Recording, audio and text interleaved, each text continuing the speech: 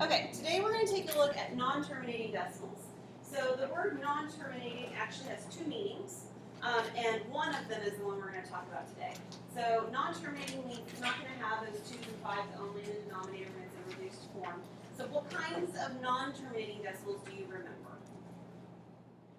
I mentioned one of them earlier when we were discussing this. Okay, so pi is not the one I mentioned earlier, but that's good. So pi is actually called an irrational number. And irrational numbers, like pi, all have this feature that the end of them have this sort of randomness to it, right? There's not a prediction of what comes next in the decimal expansion. There's not a pattern, okay? So there are irrational numbers, pi. Those are not the ones we're going to talk about. What's the other kind? Repeating. And those are the ones we are going to talk about. So we mentioned this before. We say a fraction. When did we say a fraction can be written as a terminating decimal?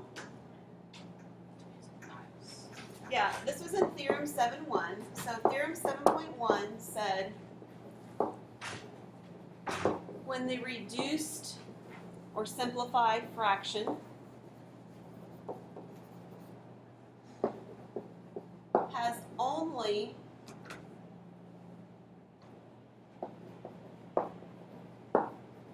factors of 2 and 5, where? In the denominator.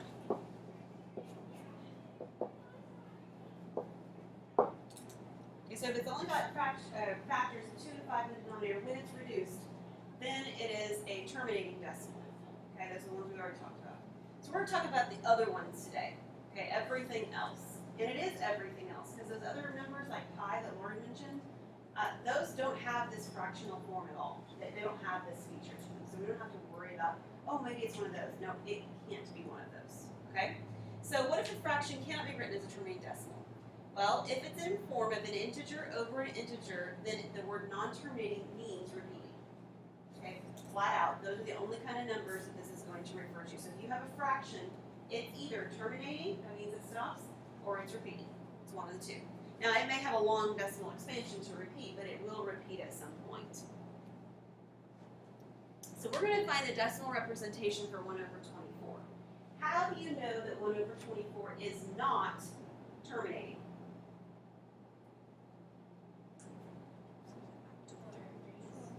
It's not 12. It's not 6. It's the 3. If you were to completely factor that denominator down to its prime factors, you'd end up with 3 2s and 1 3.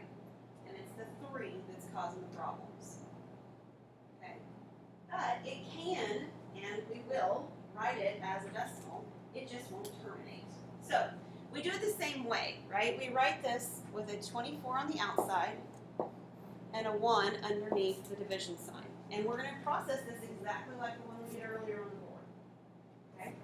So when I do this, I'm going to write down the decimal point and the 0. I'm going to bring my decimal up. And I've got the number 10, but 24 does not go into 10, so I'm going to put a 0 up here, right? I'm going to put another 0 in here, but 24 does go into 100. How many times? 4 times. What's 4 times 24? 96 is correct, yes. And then I subtract. What is 100 minus 96? It is 4. And we'll bring down another 0. How many times will 24 go into 40? Just once, actually.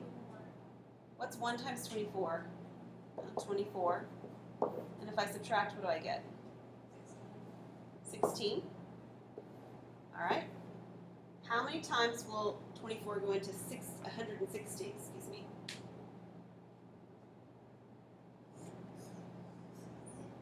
6. What is 6 times 24? It's what? I have 154 written down. Maybe I've got it written down wrong. What is it? 154? 144. I have it written down. That's okay.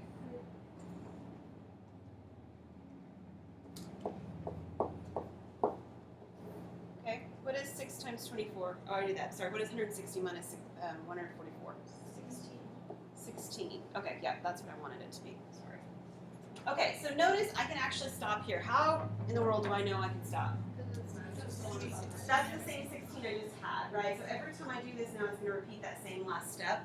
These pieces match, which means that this is the piece that will keep repeating every single time from here on out. So when we write our solution to this decimal, we have the 0 and the 4 and the 1, all we had before. And we have a 6, and I need to put a bar, but the bar only goes over the 6. Because that's the number that will keep recurring after this point in time. Okay? We call this type of decimal a repeating decimal.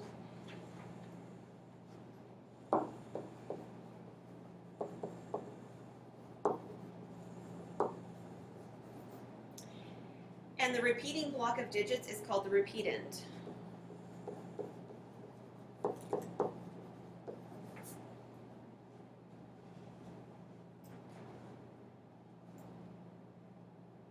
And I've got my notes. I expect to see division when you turn anything from a fraction into a decimal. We already talked about that, but just a reminder. Okay, can we try another one? Did we have that written down? All right, we're going to take a look at 29 over 99. Now, I'm not going to go through the initial step of what you should do first, but let me remind you, the first thing you should do is you should look to see, does it reduce, right? Now, 29 and 99 aren't going to. 29 happens to be a prime number, so unless it evenly goes into 99, it's not going to work, and it doesn't. But the first thing you should do, come on, we have our 13 over 26 in the fourth here, is see if anything simplifies before you start. Otherwise, you're doing more work than you really need to. So, we're going to do the same process we did before. We're going to write the 99 on the outside and the 29 underneath the division sign. And how many times will 99 go to 29? Well, 0, so I'm going to put my decimal in there and add that 0 on. So how many times will 99 go into 290? That is 2. What is 2 times 99? It's what? 198. Yes. And then we subtract it, right? 92, good. So now I've got 920. How many times will 99 go into 920? It will go in 9 times, that's right. What's 9 times 99? 891. And you're welcome to use a calculator to do those multiplications. It's the division part through this that I'm wanting to see. So what do I get when I subtract this? 29. And I claim that I'm done. Why? That's the same thing I had before. If I have it at any point before I'm done, I had it originally in this problem. Not 1 step back, 2 steps back. So since it was 2 steps back, how many decimals repeat here? 2. The 2 and the 9, right? So this decimal is the decimal point 29, and the 2 and the 9 both need the bar on top of it. Now compare that to the original fraction. The original fraction was 29 over 99, and this became a 29 with a bar on top of it. So you might start to wonder, does that always work? And in which cases would it work? Well, it does always work if you're dividing by a 9, like a 9, 99, 999. It has this pattern. But there's some others that have this pattern as well. So what I'd like for us to take a look at is to go the other direction, because that will actually help us to see how this works. We're going to take a repeating decimal now, and we're going to turn it back into a fraction. Now, to do that with non-repeating decimals, like for instance, if you simply have the decimal like this, no repeating bars at all, what would you do to put that in fractional form? You just write it over 100 because there's 2 decimal points, right? So we'd write this as 61 over 100. But the fact that there's portions of this repeating make that different. I can't just put it over 100 anymore because I've got this repeating business going on. So I can't do the same thing I did before. So what I am going to show you how to do works differently depending on how many decimals repeat. Okay? So in this particular problem, the 6 and the 1 both have their repeating bar on top. So it's going to look different on the next problem when they don't. Right? So here's how you start. You take the value that you were given and you set it equal to the letter N. It really doesn't matter that it's an N, but that's sort of the default how this process typically works. Okay? So we're going to set this equal to the 0.61 repeating. The next thing we're going to do is we're going to say, okay, how many repeating parts do I have? If I were to write this over a fraction, if it didn't have the, the bar on the top of it, how many would I have? And the question really then is, how many repeat? Twice. I have two numbers that repeat here, right? Because there are two numbers that repeat, I'm going to multiply each side by a 100. What do you think I'd be multiplying by if only one number repeated? 10. 10 is correct. So I'm going to multiply by a power of 10. And the power that I'm choosing to multiply by depends on how many values repeat. If I had 3 values repeating, what would I be multiplying by? 1,000. Okay? It's not how many decimal points there are, like it was with the over 100. It's how many of them repeat. So, we're going to multiply this. On the left-hand side, I get 100n. On the right-hand side, well, when I multiply by 100, what happens?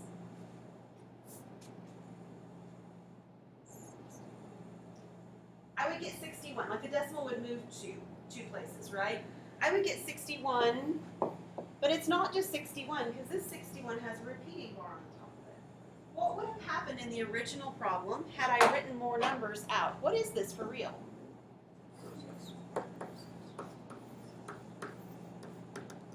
Right? Looks something like that. So if I move the decimal point 2 over, I get the 61 before the decimal place, but what comes after? Still 61 repeating, right? Yeah. So it almost feels like, boy, that didn't really do me a whole lot of good, but it did more good than you know. Okay? Here's why. The repeating part lines up with the original repeating part. Do you see that? I have 61 originally that repeats, and I have a 61 down here that repeats. Okay. As you know with equations, you're allowed to do anything as long as you do it to both sides of an equation. Okay? So what I want to do is I want to subtract the value n from the left. What does n equal?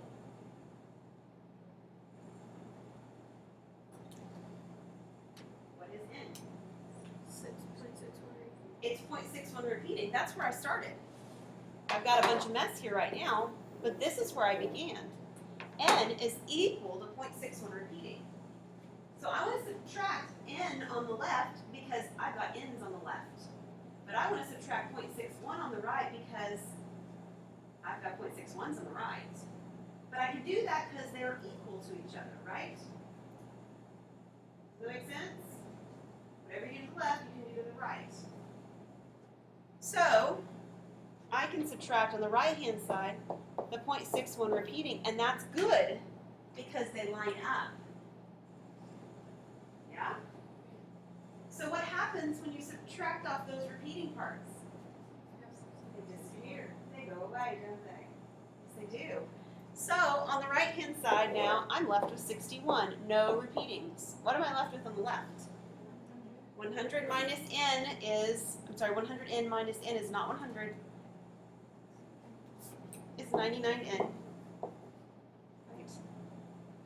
100 cats minus 1 cat is not 100. It's 99 cats. Yeah? Some a little bit of algebra there. Okay, what's my next step to find out what is that n equal to? Divide by 99. So n is equal to 61 over 99, and if it could reduce, we would. This one doesn't. Right, 61 does not reduce. If you remember from Math 1, 99 would be divisible by 3s and 9s, and 61 is not. How do I know 61 is not divisible by 3? 6 plus 1 is 7. 7 is not divisible by 3, so 61 is not. You guys remember that from Math 1? Not all of you had it, but those of you who have had it. Okay.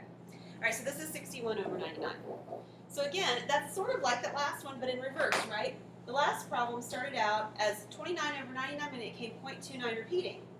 And this one starts out as 0.61 repeating, and it came 61 over 99.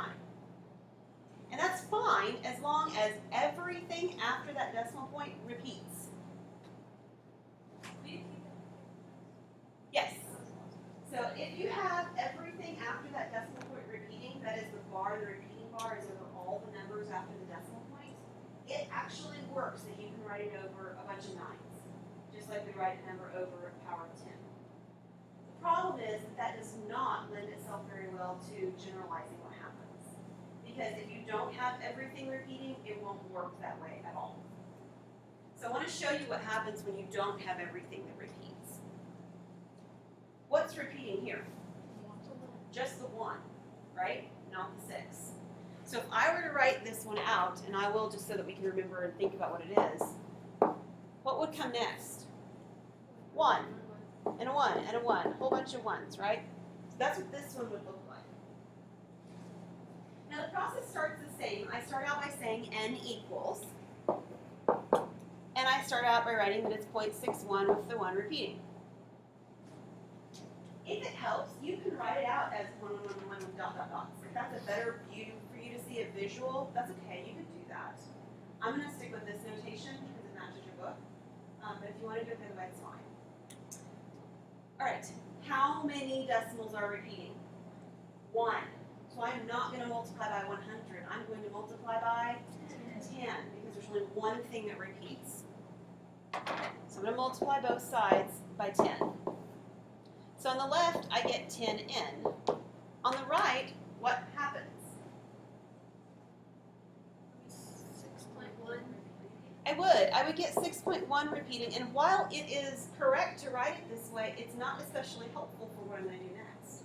So I'm going to write it like this. And I'll show you why in the next step. Okay, so can you see a picture?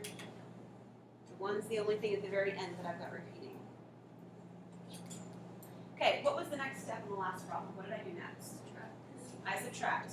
And I subtract the same value from both sides, but it looks different, right? The value on the left-hand side that I subtract looks like an n.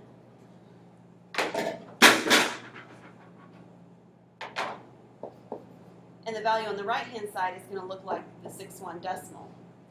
And this is why I wanted that repeating bar on the place I did. I want the repeating bars to line up. Because what I really want is I want to see visually that these are eliminating each other. And when they line up, I can see that at a glance. They line up, they go away, they're exactly the same. Unfortunately, this doesn't turn into a whole number, but it still works. I have 9n on the left, but on the right-hand side, I now have 6.1 minus 0.6. I'm not going to end up with a whole number here. That's okay. I'm not, but it's okay. What is 6.1 minus 0.6? That is 5.5.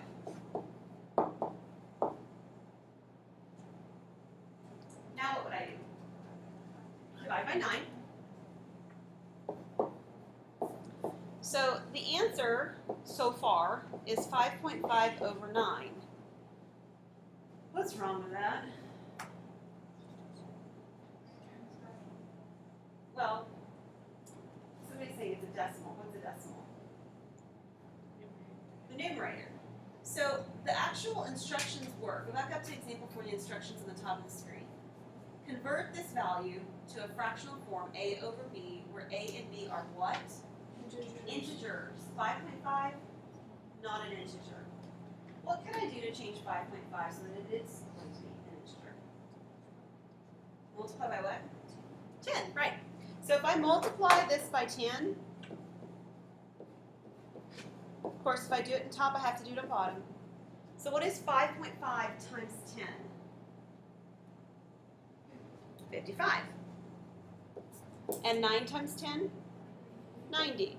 And now, while we have it in the integer over integer form, it's not reduced, is it? What would I need to do in order to reduce it?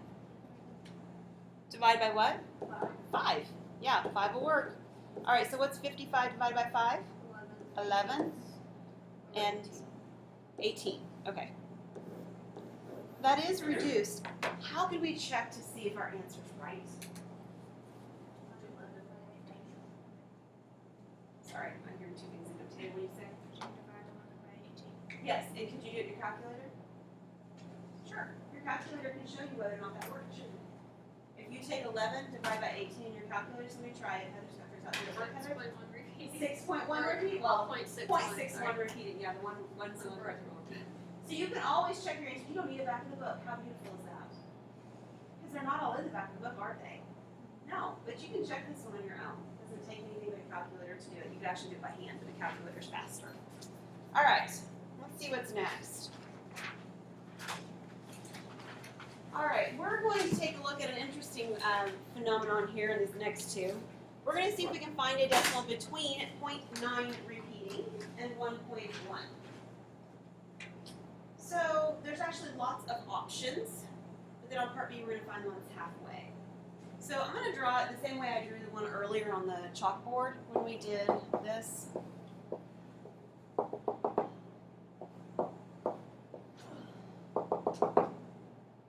Okay, so this is a bunch of zeros here if you prefer. What would be a number that would be between them?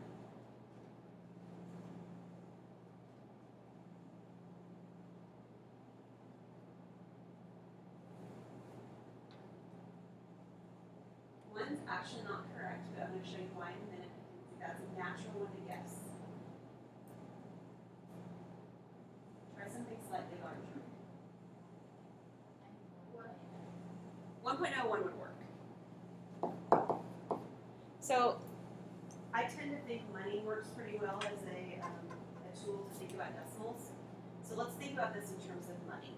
The 0.9999, let's say for a moment that that's 99 cents. I'm about to show you that that's actually not true. But let's just say for a moment it's 99 cents. Okay? What is 1.1? $1.10. So what would be between 99 cents and $1.10? $1 would work. I know $1 would work, but I'm telling you it's not going to because I'm going to show you something in a minute. What else would work? $2, $3, and that's just limiting ourselves to 2 decimal points, right? We could use 3 decimals and have more options if we wanted to. What would we do to find that halfway, the value halfway between 0.9 repeating and 1.1? How do you find something halfway between the two numbers? Yes, but it's weird because I got this decimal repeating business, right? Yes. So what I'd like to do is I'd like to add these two numbers together. Oops, that's a 1.1. I'd like to add those together and divide by 2. That's what I'd really like to do. So I'm going to actually show you something very interesting. I remember a student when I was in high school arguing at length with the teacher. There's no way this can be true. I'm going to still show you that it is true with math. Like, you can't argue with math. I'm sorry, it doesn't work. So we're going to take this 0.9 and I'm going to figure out what in the world that looks like as a fraction. Okay? That's what we're going to do. We're going to do the process that we've already been doing. We've done several like this now, 2 of them like this anyway. So I've got the n on the left and I've got the 0.9 repeating on the right. How many numbers repeat? 1. So what should I multiply both sides by? 10. Good job. So we're going to multiply both sides by 10.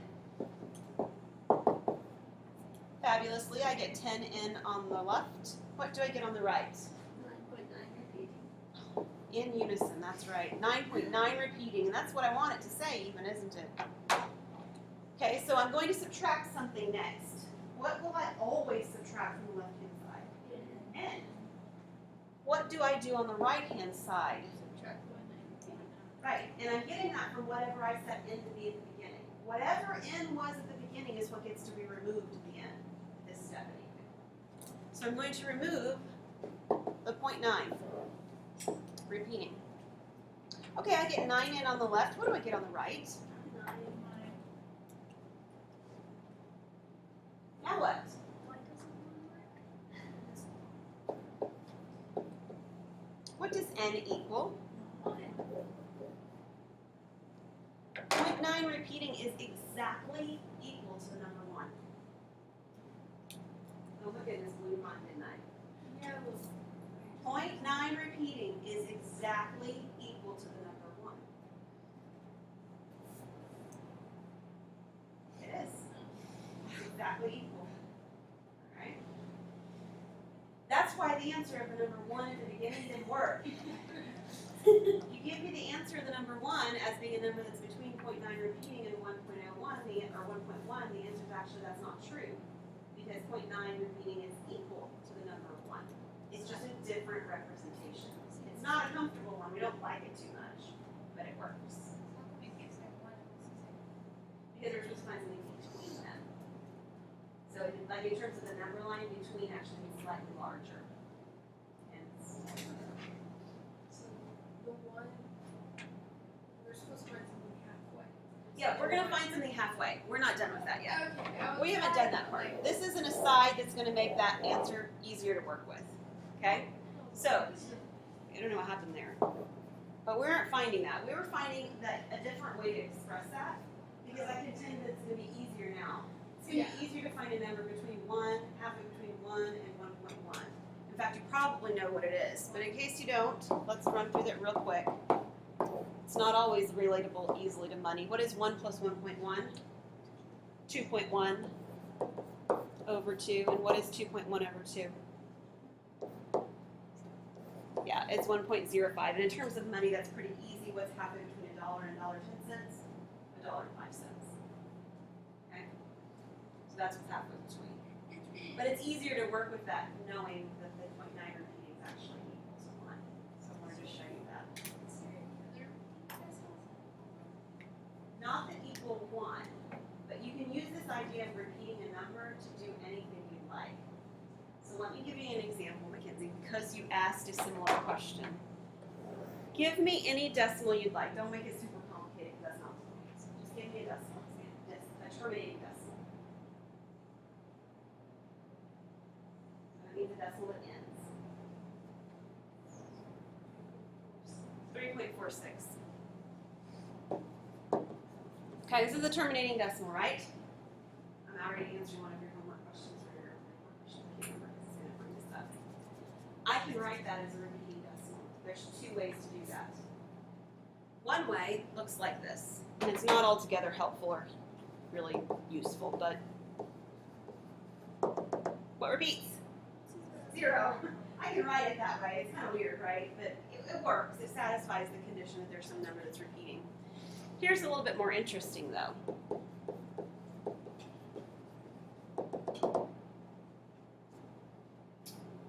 Oh, see what you did. Right? That's what happens with 0.9, right? 0.9 repeating is 1. So 3.459 repeating would be the same as 3.46. You can do that with any number you like. Yeah, that wasn't set up right because you just pick that number. Yeah, any number will work. So with 0.99 repeating, like if both 9s were repeating? That's equivalent to 0.9 being repeating. It's exactly the same. Yeah. All right, I think there's one more slide, so let's take a look. This actually points out that as much as you don't like fractions, sometimes they're a little bit more helpful than you might think or want to admit. All right, so some addition problems are easier with fractions and some are easier with decimals. For example, consider 1 over 7 plus 5 over 7. That equals 6 over 7, and you did it in no time at all. But if you turned those into decimals, they would be 0.142857 repeating, and we've got the other one repeating, and we would add those together, and I don't think that's especially helpful, right? However, if you did decimal point with the 0.4, the 4/10, and the 2500ths, and add those together, that would be easier than if you did the fractional expansions of those, being 2/5 and 1/4. So I want you to think about when in the world is it easier to use fractions versus when is it easier to use decimals? What are some of your ideas on that?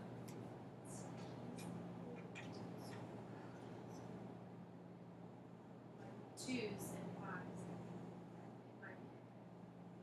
Okay, so let me extend that just a little bit, Mackenzie. I think we could probably say fractions are easy to add when the denominators are alike. Wouldn't you say? It really doesn't matter what the denominators are, but if they're alike, it's easy to add fractions. Okay? So yeah, if we've got common denominators, fractions are relatively easy to work with. They're not too worrisome. However, if the denominators are different, sometimes, not always, but sometimes that makes it more complicated, right? Right? If the fractions denominator are 2 and 4, we're not too worried. But if they are 35 and 613, we go, no thank you. Yeah, we don't like that too much, okay? So when would you say it would be easier to work with decimals, or when would it be easy to work with decimals? If they're small, so they don't have very many digits, I'd say that's probably true. Oh, just a sec. That's what happens when you don't write on the screen too much. It starts shutting down. All right, so yeah, if there's only a few decimals, it makes it nice. What else? What's that? When they're terminating, because one of the things that made that 5 sevenths and 1 seventh messy is the fact that they repeat, right? So if you had decimals that are terminating, they're easier to work with. Now, some decimals aren't horrible to work with when they're repeating, but some of them are monsters. We don't want to work with them. Okay? It's kind of like, some fractions are easier to work with than others when their denominators are not the same, but some of them are messy and we don't want to work with them. Okay? So what I don't want you to think, because I think this misconception that people have in general is that I love decimals, they're easy to work with, and fractions, I don't like them. It really depends on what the fractions are, what the decimals are, as to whether or not you can make that claim. Don't you think? Yeah, it really does. All right, so that's the end of this one. Let me put up the homework for those of you who need to write that down, jot those down for you. And then we're going to get into groups.